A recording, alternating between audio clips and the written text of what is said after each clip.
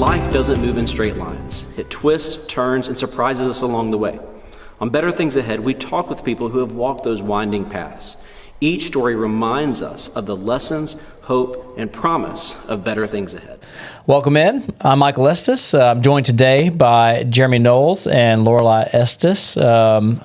Welcome, y'all. Hi, guys. Hey. And, of course, producer Kelly is always here with us. I'm sure she'll chime in a little bit later in the show. We'll probably ask her a question that's fun. We are continuing our New Year's kind of Better Things Ahead podcast theme. And so as we've been kind of looking at some things that, starting new things, as we've thought about just kind of making new decisions, those sort of things. One of the things I thought it would be good for us to spend a little bit of time thinking about is our mental health and talking about kind of how to take care of ourselves, how to think through the issues of mental health. And the reason that I've called and asked Lorelei and Jeremy to be here is they both have some, I think, interesting thoughts on that and have a good perspective on what mental health is and how it affects both teenagers and Jeremy's coming from the perspective of being the student pastor, but as somebody who has just kind of worked through some stuff himself, I have as well. And so my hope is, as we talk through these things, people who are listening to this will have a better view of mental health, better view of kind of how to approach those questions and work through those things. And so, anyways, I'm so glad y'all are here today, and I'm looking forward to our conversation together. Before we jump too far in, we just had a conversation about facial hair. And Lorelei has strong opinions on facial hair, and she made both me and Jeremy feel bad. Why do you feel so strongly about facial hair? I just don't like it. It's like itchy and like, I don't know. It looks good on a lot of people, so I'm not gonna like bash you for having facial hair. Enough. And some guys look like babies if they don't have it, but it's just itchy. I don't like it.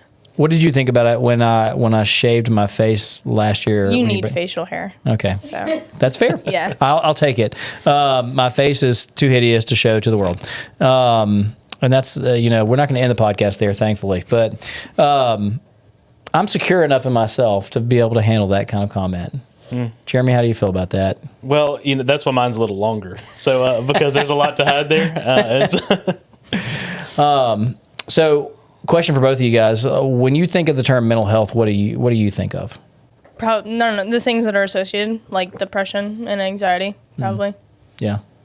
Jeremy, anything you want to add to that? Yeah, no, I think that's a big part of today, especially with students or with people in general, depression, anxiety, and maybe just being able to kind of label those things. Sometimes we're just a little sad, Mm-hmm. but sometimes it really is depression, and we need to look at that a little further. So yeah, so like, how would you guys like define the difference between I'm sad or maybe I'm concerned about this upcoming thing versus like I'm depressed, I'm anxious? Where do you guys see the lines there? Are they very clear? Are they kind of blurry? What do they look like to you guys?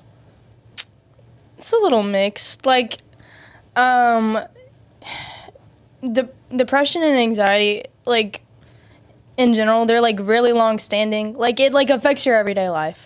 And like if you're sad, you're just like sad. I don't know, you could be sad for like a couple hours or a day or a couple days. But I mean, like, depression would be like for months at a time, and like you don't want to get out of bed or you don't want to like go do anything. Mm-hmm. So yeah, I think that's a good marker right there. Jeremy, anything like you think of whenever you think about differentiating between those things? Yeah, no, I think you touched on a really good point in that sometimes depression or anxiety, I think if it's debilitating, if it's a longer season, like you said, that you're living out, that you find it harder to do the things that you want to do or you should be doing and those kind of things. And so I think it's recognizing in those seasons, if you're sad about a test grade or you're sad about, whatever the case may be, then that's typically a season, right? Or typically just maybe a day or two or a weekend or two, somebody comes alongside you, encourages you.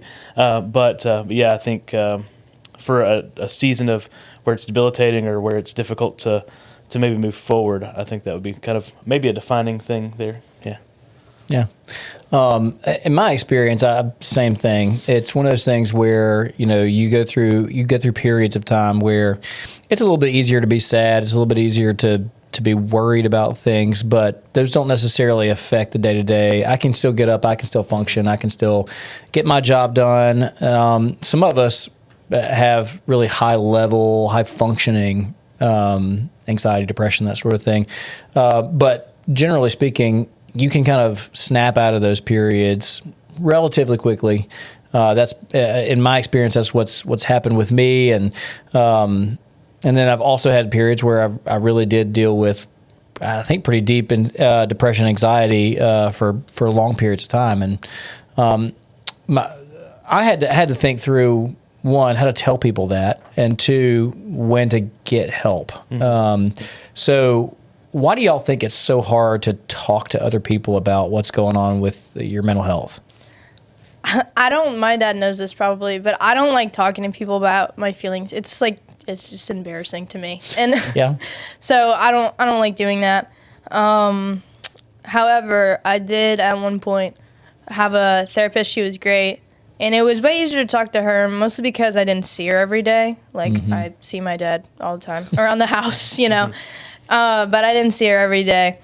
So, and she was like primarily there to listen. That's like her job. So it was easier to talk to her and get help from her. So Yeah, there's definitely something to the idea that, like, somebody who isn't acquainted with your day-to-day life intimately, being able to objectively stand back and listen, and also, when necessary, provide support, advice, that sort of thing. Jeremy, I mean, why do you think it's so hard for adults or teens to talk about these sorts of things with people? Yeah, I think sometimes is we don't know how to define it. We don't know how to tell someone what's wrong or what's going on. I know, like, Pastor Michael and I have talked a little bit about some things, and sometimes we just don't know what it is or can pinpoint things, and so sometimes it is really good to have a person that is just listening to you, that just and they have some things to offer, some ways to cope, and some things to help you get through it. But we don't know how to define it a lot of times, or we're maybe embarrassed, or maybe we're scared of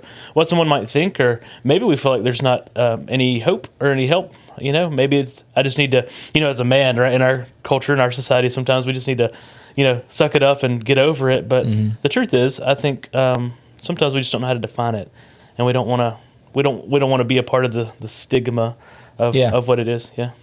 Yeah. So a question that kind of popped up as y'all both talked about this, and you mentioned specifically the way men maybe carry stigmas. What are some stigmas around women and mental health? Like, do you think it's easier or harder for women to talk about mental health? definitely easier because in general women are seen as more emotional and like vulnerable. I don't know. And so it is definitely easier to talk about as opposed to guys. Right. Yeah.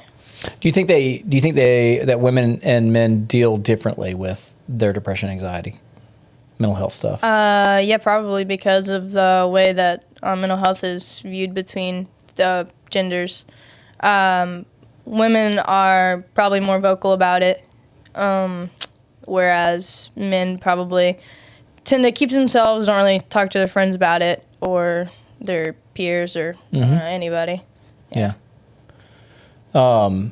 Jeremy, in your experiences, that kind of line up with what you've experienced as far as like being able to talk to people and an openness. Why do you think it is that men specifically struggle to talk to other people about it? Yeah, I think culturally, right? So we're supposed to not be. Maybe it makes us look weak or vulnerable, like you said. And so, especially in student ministry, I think most teenage young ladies or girls they'd be more comfortable. But guys are like, no, man, I'm not gonna talk about that. I don't want my buddies to know that I'm dealing with this, or I don't want my friends to know that I'm struggling in this, and so they don't know. I think that's kind of what it is. Now, some, on the rare occasion, you'll have a guy that'll speak openly and talk to you about it some, but for the most part, it's I think maybe just kind of a protecting thing, protecting my facade or my outward appearance. Yeah. Mike is pretty good. What do you mean? Mike is pretty good about talking about his feelings. That's true. He's just a very vocal guy in general, so he doesn't have a big problem with talking at all. Yeah, just for people who don't know, Micah is her brother, her younger brother. She is the middle child between two brothers. And they're all very different personality-wise. And I would say Jackson probably would not be super open about talking about all this kind of stuff with general people. Now, I will say he'll talk to individual people. He's talked to me. I know he's talked to other people about stuff that he's thinking about and going through and that sort of thing. But it's just funny how personalities also factor into our ability to be open with other people. Micah tends to be very open with people generally. Very extroverted boy. Yeah, for sure. Okay, so all of us have talked to others that kind of served as third parties for us in different ways. What was that experience like the first time you did it? And kind of like, did you have some preconceived notions ahead of time before you went to visit a therapist for the first time or talk to somebody for the first time? And how did that line up with your actual experience? I was very nervous the first time because I was in the 7th grade, I think. And I finally told my dad that I was struggling, right? And so he was like, there's this lady, and we can go see her. I know her. She's like a very well-known, great therapist. So I was like, okay, cool. So we went there. I sat in the lobby, and I was, nervous. And but she took me back to her room. It was great. There was a sound machine on, which was kind of nice. It was very casual. It was a casual setting. I was really nervous because like I said, I don't like talking to people about how I feel. But she was very nice about it, and I probably cried. I don't know because yeah. But it was fine. It was in a judgment zone. It was in no judgment zone. It was okay. Yeah. Jeremy, what was your experience like the first time you went to talk to somebody? Yeah, I would say, in my experience, there's that stage of awkwardness. So you have to sort of define the relationship, I think, with your counselor or with your therapist and who you're talking to and dealing with. But in my experience, it's been, once you get past that kind of initial, hey, here's what's going on with me, here's why I'm here, it's very, very pleasant. I mean, very good. And oftentimes, I think it's just because, again, we don't know how to explain what's going on. So it gives us a moment to really talk. And what we find, I think, in therapy and counseling, sometimes the therapist is just quiet. And you ultimately kind of wind up answering some of your own questions. You just I think you haven't created a space to allow yourself to talk about it, to speak out loud about it. I think there's something kind of powerful about saying something out loud, you know. So yeah, I think overall for me, getting past the initial awkwardness and all of that kind of stuff, overall helpful and great, Jeremy said that, hold on, I'm trying to go back and think. Most of the times, we don't know. We, don't know. We can't, define what we're going through, right? Yeah. So I think that most of the times is why it's so scary to, talk about what you're feeling, because you don't really know, what it is that you're feeling. You don't know how to define it. You don't know, why you're feeling this way. So I think... because most of the time when people are scared, unknowns are a big thing that you're scared about. So I think that not knowing what you're feeling, probably it scares a lot of us. So that's why it's hard to talk about, what you're going through. Because you don't want, one of my big things was I didn't want something to be wrong with me, right? Right. So it's just you don't really know. So that's why. Yeah. So, what I hear both of you saying, and this has been my experience as well, is we get so up in our heads about stuff, and everything gets tangled up. Everything it's knotted up. I think about just trying to, you got a big ball of yarn, and that's what's going on in your head, and then all of a sudden you're trying to untangle it, but you can't do it yourself, and so you just get it all knotted up, and then you just get stuck in these loops, these patterns that just kind of go over and over and over again. And when you sit down with somebody else and start talking these things out loud, all of a sudden you can start untangling stuff, especially if the counselor or therapist is good at asking the right questions. They can help you untangle the knots that they're seeing. So they hear things and you don't even notice it. And all of a sudden they point something out and they're like, hey, did you think about this? And all of a sudden you're like, oh, that's the thing. That's the thing that's knotted me up. I need to untangle that. And that has been one of the more helpful parts of me talking to other people. And when I have served in the role of a counselor at times, I see my role as listening and trying to help them kind of untangle what's going on up here, so that they can think for themselves again. So I think y'all both pointing out, like, a lot of the unknown, a lot of the just kind of self-talk, a lot of the I'm just not sure what's going on. The role of the counselor or therapist is not to fix you. It is to listen and help you be able to kind of work through these things for yourself, because eventually, hopefully, the goal is I don't need to necessarily see my therapist anymore, because now I have the tools to untangle these knots myself. Yeah. I can ask the right questions. I can think through this carefully. All right, so we've kind of gone through, just having that first conversation and actually, talking to somebody about what's going on. A question that's related for the three of us in this room, as we talk through this, is like, how does faith affect your view of things like mental health? Like, when you think about how God has helped you, or how God is, do you feel guilty about feeling anxious? Do you feel guilty about being depressed? Those sorts of things. Like, I think that's something that probably can complicate this some. Okay, I can't relate to feeling guilty or anything. Good. Yeah. Because I've never thought about it that way, so it doesn't affect me.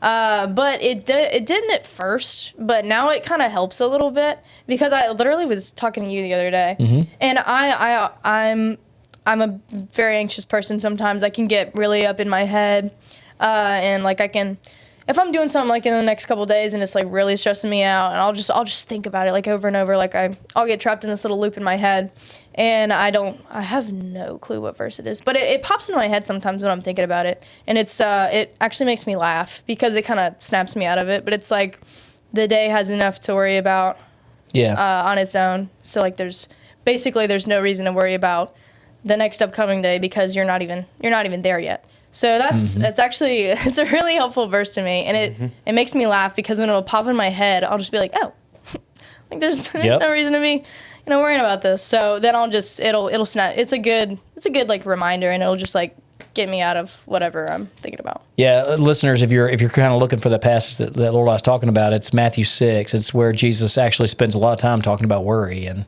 the things that we have a tendency to worry about. He's like, look, the day has enough trouble of its own. Don't worry about tomorrow. Today is fine. You worry about what's going on today. Take care of the things you got going on today. Whatever's going to happen tomorrow is going to happen. And so, and you've got me on your side.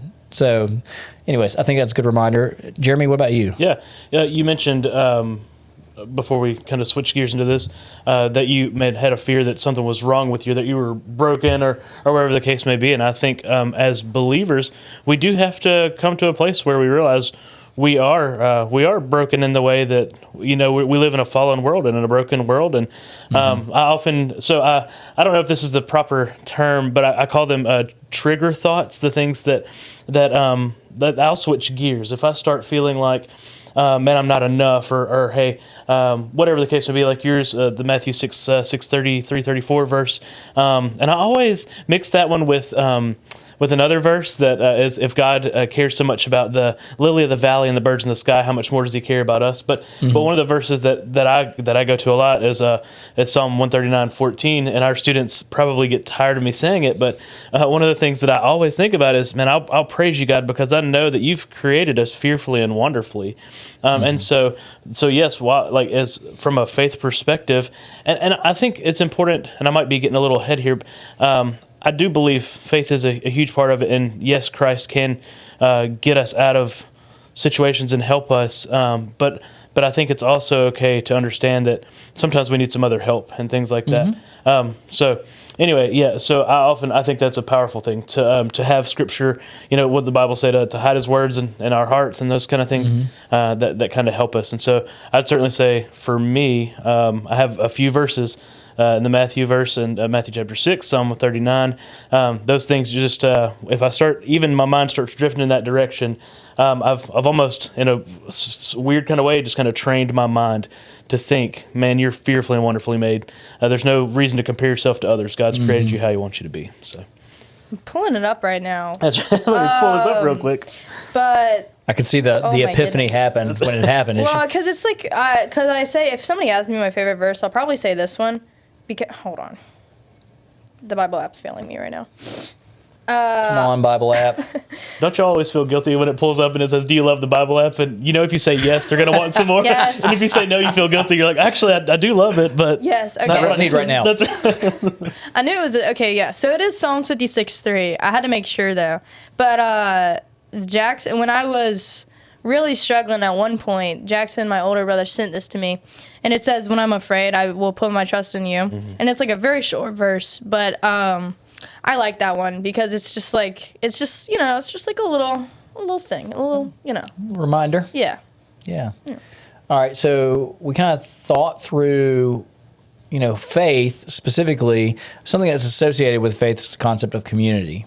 And we talked about like having, a third party that we can go and talk to. But I think it's super important that we acknowledge the fact that we need a community of people around us that we can go to and share our burdens with and be open with and that sort of thing. Do you guys have something like that? And then what does that look like for you? Do you have people that you can talk to about what's going on in life? Yeah, I have a couple friends. I have my cousin Avery. She lives, in a different state. So it's super, and like, we've been like best friends forever, Yep. because we're like the same age and we, we're hanging out since we were little. So I can talk to her really easily because, number one, she doesn't live here, so she doesn't see me every day. And number two, just because we know each other so well, it's just so much easier to just say something because she can probably relate. So, Yeah, for sure. yeah. All right.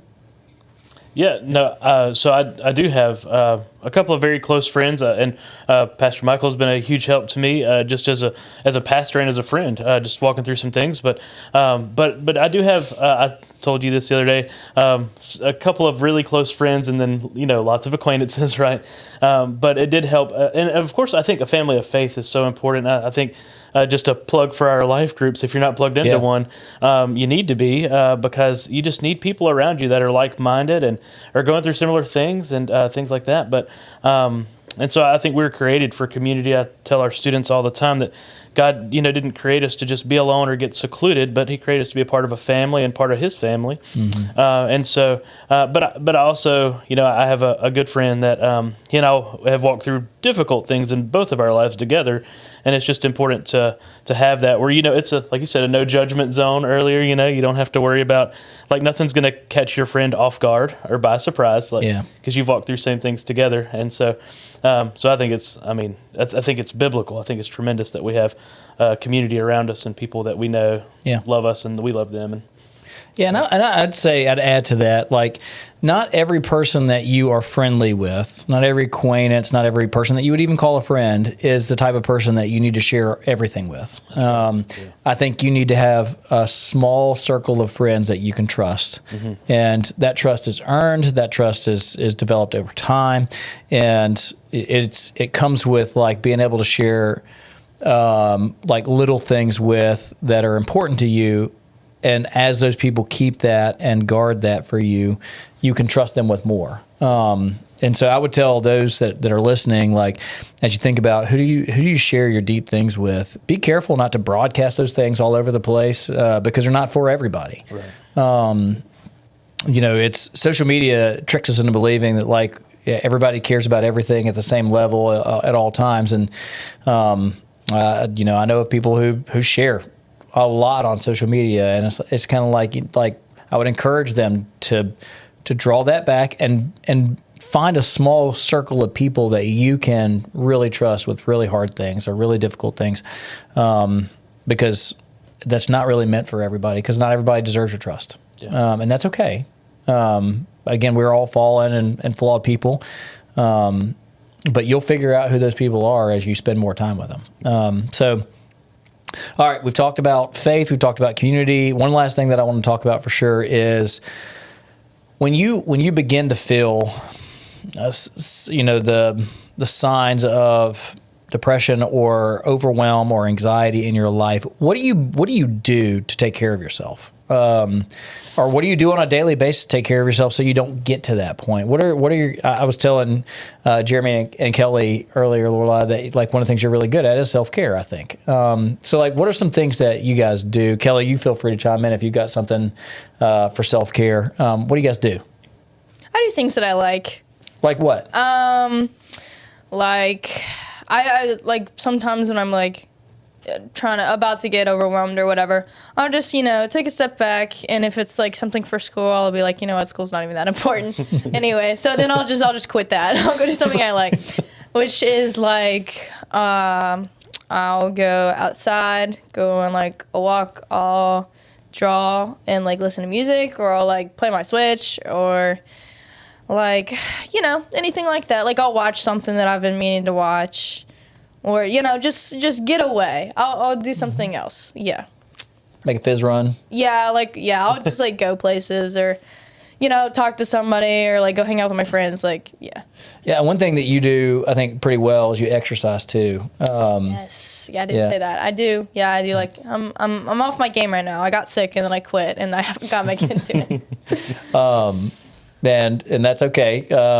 She was, just for those who don't know, Lord, I was on the swim team, so she had exercise that was a part of her life every single day. To be honest, swim was a great, like, mental health, like, booster, because sometimes the practices would not be fun, and that was not good for your mental health. Like, not actually, but, it is, like, exercise does help. I don't even know if it's, like, dopamine or something. But it helps, release stress, tension. It gives you like a little boost. Mm-hmm. And to be honest, I was probably every year, I'm probably happiest around months of like August to October, and that is mainly because I get less happy in the winter. I don't really like winter. It's so cold and gray. Yes. And I Producer Kelly Johnson. I like being warm and like swim. Like I'm tan during swim, and it's just like I'm sunny. It's like sunny. It's great. It's a great time. Speaking my language now. And I don't like during those months, and then I'm like swimming, and it's a great time because all my friends are there at swim, and I'm just like I get to work out every day basically, which I like doing. And, like, I don't know, it's a fun time. So I like those months the best. And, like, every time, I don't know, somebody asked me before, it's like, what's your favorite subject? And, like, I don't, school's okay, but I don't like going. So I was probably like, swim. So, those are, I really like that time of those. I'm so sad because it's over now, so I won't, like, do that next year. But, it was good while it lasted. And I like those months the best because I just got to do a lot of things that I liked, and it was sunny outside, so it made me happy. Yeah, absolutely. Yeah. Jeremy, what do you do for self-care? Well, I love the cold, and Me and Jeremy are on Team Cold. Brother, and not to like overshare, but I'm learning some things that I need to do. Mm-hmm. I'm having to learn that I'm not a machine and I'm not a robot, and so especially I think just as in ministry and in school, and I know I'm really old, but I'm still in school, and so all of that, you tend to just do the things you have to do, and then not really take care of yourself as much, not find the things that you love. If you asked me if I had a hobby, I'd be like, I don't really know. I don't, because every spare time, you're reading something or writing something. So I find a lot of joy, like in my children and things like that, hanging out with them. And so one of the things I'm learning, and I maybe it's an encouragement to somebody listening, but is I think you've got to find an outlet somewhere, something that you love, something that you enjoy. I have a turtle named Turtle, and he's kind of didn't know you had a turtle. Yeah, he's a cool little guy. He's box turtle. No, he's aquatic. He's an African side neck. Yep, and he's I'm very proud of him. Lately, he's been basking on his rock like a good little turtle should. And so we got him a nice heat lamp. He's excited. I'm excited. Everybody's happy at the Knowles household. But so that's a fun thing for me. I know that sounds crazy, but when nobody's at home, I could it's relaxing. Just kind of watching him swim around and do turtle things. But it is something I'm learning that I need to figure out. I have to maybe just be real intentional in blocking some time to do something that's not the grind, Yeah. Yeah. Well, and I would point to, and Kelly, I'm about to come to you because I want to know what you do. But it is important to acknowledge that we aren't machines and that God built us to have rest. Yeah.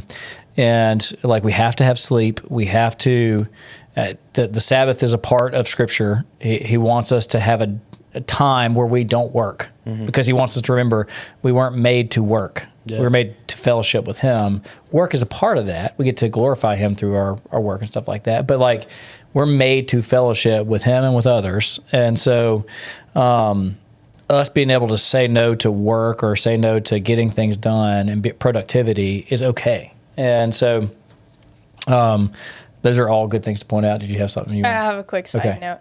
Back when my mental health was not good, I was not sleeping basically, and I just wanted to, quick side note, guys, get adequate sleep. It makes a huge difference. Absolutely. Yeah. I love sleeping, and to be honest, I woke you up this morning, yes, and you weren't happy with me. I know. It's okay. But yeah, sleep is great. When I was not getting sleep, it was all those things, and then on top of not getting my like 10 hours, because I'm like a baby and I need like 10 hours. It was so much worse. And so, getting things to help with sleep too. Like, I was taking melatonin for like a hot 3 months, and that did help. So, just doing things like that, setting aside, because I'm not good at not, like, I'm always like doing something before I go to bed, whether that be like on my phone or on my Switch or like drawing, whatever. It's good to like give a little. Because I used to do it all the time. I need to go back to like reading before I go to bed more, because getting that little decompress before you go to bed, it helps so much with like regulating, I don't know, your sleep pattern. And adequate sleep is good. So, little plug for sleep, guys. We are sponsored today by sleep. Yes. So, Kelly, what do you do? I have two things. I feel like I have a very small social battery. Yeah. Believe it or not. But, like, I know when I get to a point where, like, I can't talk to anybody else. Like, if you come in there, I'm not going to be happy. It's just social battery's out. And so, like, I know I have to go spend time by myself to recharge for the next day. Yeah. And then also, like, I exercise every day, but, like, moving. So, like, just not sitting there, like, either going on a walk or going to do something and just not staying complacent. Yeah. Yeah, I'm similar in that way. I know that I have a limit to the amount of time I can spend with people. And, I mean, I know you've seen it at the house where I get to a point of, like, I just don't want to talk to anybody anymore. Mm-hmm. And I'm not mean to people, but I don't have anything else to give. Yeah. And so I know my limit. I've had to be careful about my limits and kind of set boundaries when I need to. But like, I'm also the type that needs to move. I'm really bad at sitting at my office desk for too long. And so I try to build in times where I get up and I need to go get something off the printer. So I'm going to walk across the church to go get it, as opposed to right around the corner. And moving is really helpful to me. And then just as inside Michael really quickly, I acknowledge the times when I know I'm kind of sad, so that they don't become overwhelming to me. So like, if I invite it in and say, I'm sad right now, I need to think about why I'm sad, it helps me not get stuck in that pattern. And so I have a playlist that on my Spotify that's called I Just Want to Be Sad. And I'll listen to that whenever I'm kind of in that mood. And it helps me think through, like, why am I sad right now? And is it just kind of like a change of life for me? Is it a specific thing, or is it just kind of the season? Like, it's dreary and cold outside, so I'm just kind of, what is it? And being able to listen to that actually kind of helps me think through that some. Yeah, acknowledging your feelings is really good. Because sometimes it's usually when I'm like, I don't know. Sometimes I just get in the mood, and he knows, because I'll be like, I have a toot right now, guys. Like, I can't. And so, and it does help, because like, knowing what you're feeling is really good, because then you'll know, like, you'll start, like, thinking, why am I feeling like this? Like, and then it helps you eventually get out of that feeling. Feeling. Yeah. There are little things that I pay attention to. If I tend to be short with people and I don't have a good reason to be short with somebody, I get overly frustrated with something that's happening, and I don't have a good reason, I know that there's probably either I am not getting enough rest, I am anxious about something and I just don't want to acknowledge it, or whatever, and that's what's causing the issue of me being short with somebody. So I look for those things in myself to kind of know, okay, this is an area where I need to pay attention. It's good to let other people know that you know what you're feeling too, so they don't feel like victimized by you. It's okay, because, it's okay to be like, I'm kind of feeling evil right now, guys. Like, sorry. I just need you to know. Yeah. Yeah, that's right. Yeah. Well, is there anything any of y'all want to share about if you were going to talk to somebody who is trying to think about, like, I want to share this with somebody, I want to talk to somebody, what would you tell them to encourage them to do that? I'd say definitely do it. And it's going to be a journey, too. Like, you're not going to feel better right away. Because I was going, and it took me a while to, like, finally get to a point of being like, I'm okay now. Like, I don't have to, I wasn't, like, because when I was really in it, I was thinking about stuff, like, at every point of every, there was this one time when it was just really bad, and we went to go see a movie in the theaters. And it was just, the whole movie, I couldn't relax, because I was just, I was in it. I was, like, in it. And but I went to my therapist, and I kept going, and, little by little, I started unraveling, like, the little pieces, and then I started feeling better, and then I didn't even notice it, and then it's, like, one day, it's like a random Tuesday, and you're not thinking about it anymore, and yeah. So it's gonna be a journey, but you're gonna get through it. Yeah, I think it's a good word to say that you're not going to feel better right away necessarily. Yeah. That rarely happens, and that's okay. Yeah. So, Jeremy, anything you want to add? Yeah, well, I was going to say, even initially, you might feel even more exposed, like, now they know this about me, or whatever, and hopefully, you're in a good place. But yeah, I was, I had something, and it left me. And I'm sure it was a great thought, but it's gone now. Well, while you're thinking about it, I would say one of the things that I've thought about over time is that you're still going to have bad days every now and then. Yeah. And bad days don't necessarily have to turn into bad patterns, bad seasons. But, like, you're going to have days where you feel more anxious. You're going to have days where you feel sad. You're going to have days where it's going to be harder to function. But the ability to acknowledge it and say, this is what's going on with me right now, and that's okay. I just don't need to get stuck. Yeah. That's kind of a key part of this. But it's okay. Don't freak out if all of a sudden you begin to have anxious thoughts, or all of a sudden you begin to feel like really down. Acknowledge it, talk to somebody about it. Don't let it stay here. Make sure it gets out. Write about it. That's one thing that's been helpful to some people I've talked to is journaling, trying to write as much as they possibly can. Just get it out of their head, onto paper, out of their head, into somebody else's ability to hear it and think about it with you. Those are really helpful. But yeah, you're gonna have bad days every now and then. That's okay. So, Kelly, you got anything? Not really. I have a verse I would like to share. Absolutely. From Ecclesiastes 3. I don't know exactly which one it is. It doesn't say, but it says, "For everything there is a season and a time for everything, every matter under a heaven, a time to weep, a time to laugh, a time to mourn, a time to dance." And parts of that verse come to me every time, like, either I'm sad or I'm really happy, like, almost like this too shall pass. Like, you're not stuck where you're at.